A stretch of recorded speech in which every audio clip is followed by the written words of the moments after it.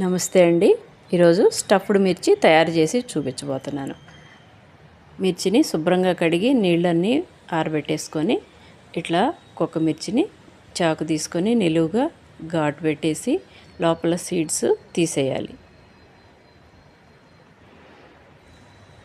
అన్ని మిర్చి అట్లాగే తయారు చేసి రెడీ చేసి ఉంచుకోవాలి. తడి లేకుండా చూసుకోండి. పొడి ఊరినే కరుసుకుపోద్ది అనమాట. అన్నీ అట్లా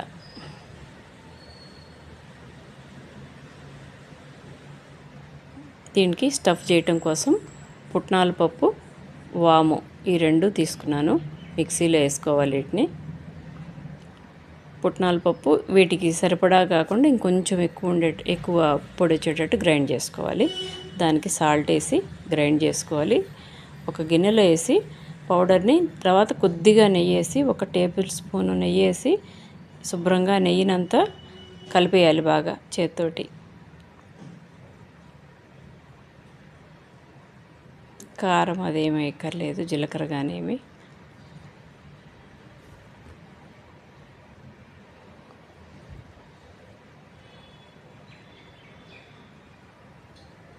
పిండి బాగా కలిపిన తర్వాత మిర్చిలో బాగా స్టఫ్ చేయాలి. కొద్దిగా గ్యాప్ లేకుండా మొత్తం నిండుగా నింపాలన్నమాట. కొంచెం కొంచెం కాకుండా మిర్చికి నిండుగా నిండేటట్టు అట్లా కూరేసేయాలి.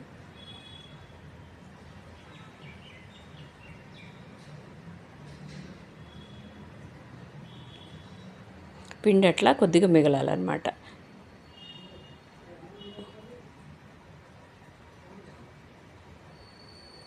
ఇప్పుడు స్టవ్ మీద ప్యాన్ పెట్టి ఆయిల్ వేసేసి ఆయిల్ వేడెక్కిన తర్వాత ఆయిల్ కొద్దిగా సరిపోద్ది. ప్యాను వెడల్పుగా ఉండేది తీసుకోవాలండి. బాండీ కాకుండా ఫ్లాట్గా ఉంటే ఇట్లా మిర్చి అట్లా మొత్తం వేగటానికి ఛాన్స్ ఉంటుంది అన్నమాట. ప్రతి మిర్చికి ప్యాన్ తగలాలన్నమాట.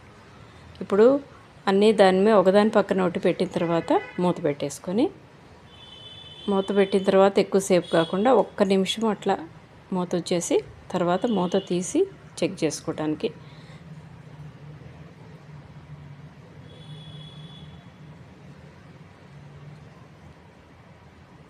ఇప్పుడు దీన్ని లైట్గా కలిపి చూడాలి.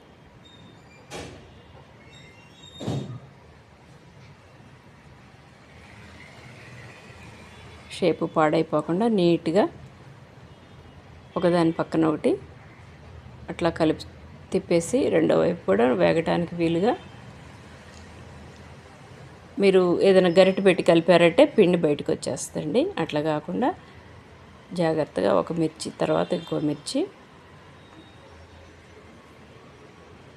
ఇది పప్పుచారుతో నంచుకొని తినడానికి కానీ బాగుంటుందండి. లేకపోయినా ఆ పొడి మిగిలింది కదా, దాన్ని ఇప్పుడు ఇది రెండో వైపు వేగిన తర్వాత పొడి దీంట్లో వేస్తాం కదా, అన్నంలో నెయ్యి వేసుకొని ఆ పొడి కలుపుకొని ఇవి నంచుకొని తింటే చాలా రుచిగా ఉంటుందండి.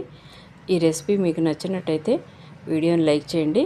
మీ ఇంట్లో తప్పకుండా తయారు చేసుకొని తిని చూడండి. ఇప్పుడు బాగా కలుపుకొని ఈ రెసిపీ మా ఫ్యామిలీ ఫ్రెండ్స్ వాళ్ళ ఇంట్లో చేసేవాళ్ళు అనమాట.